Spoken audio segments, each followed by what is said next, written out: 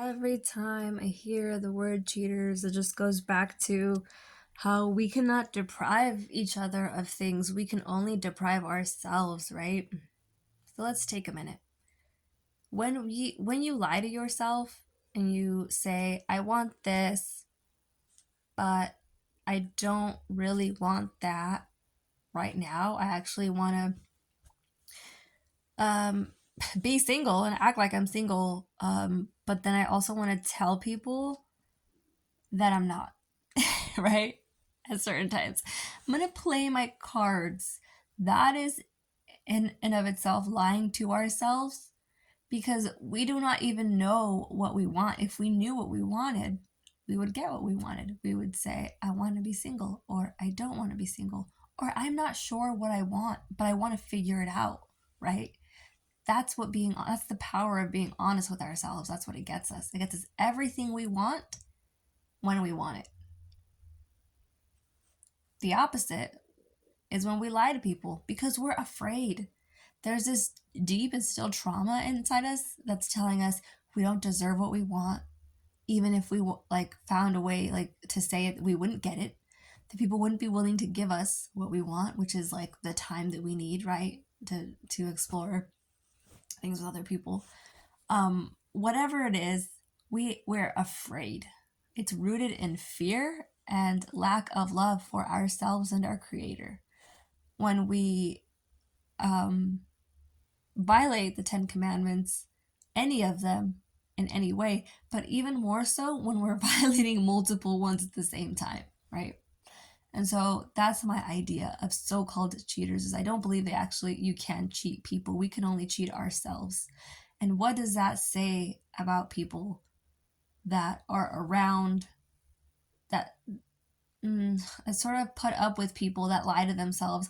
I think those people are very generous and forgiving and have a great understanding of what they want and a great understanding of themselves, enough so that they can even carry the load for those people who don't even love themselves enough. So I think it says a lot when you're able to carry someone else, even in your own suffering. Like you're able to forgive these people. And at the same time, I think to put up with these people for a long time, it's like unheard of these days, right? If you do put up with someone who lies to themselves for so long and is so afraid, I think eventually you're going to start making up for that generosity in other ways. And so you're going to be selfish in other parts of life. And that may be including giving yourself. So I've been like, I've seen and been in and around relationships where it's like obvious that that person is no longer attracted to these so-called cheaters, but they will put up with them because it's almost like I feel so sorry for this person that like I cannot just like let them just completely go out of my life. Like I used to want them to be gone completely, and now it's just like I need to know that they're okay at least. And it's sad, right? For a relationship to turn into that kind of thing. Oh my God, I don't think anybody wants to be in that relationship.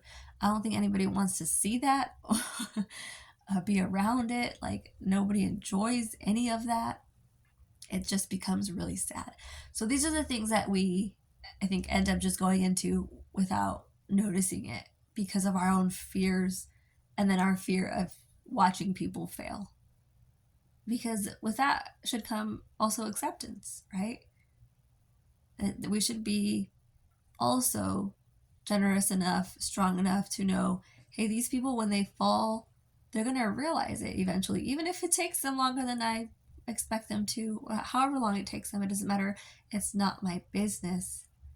And if I'm going to love them, I'm going to do it correctly. I'm not going to do it in a way that undermines their abilities.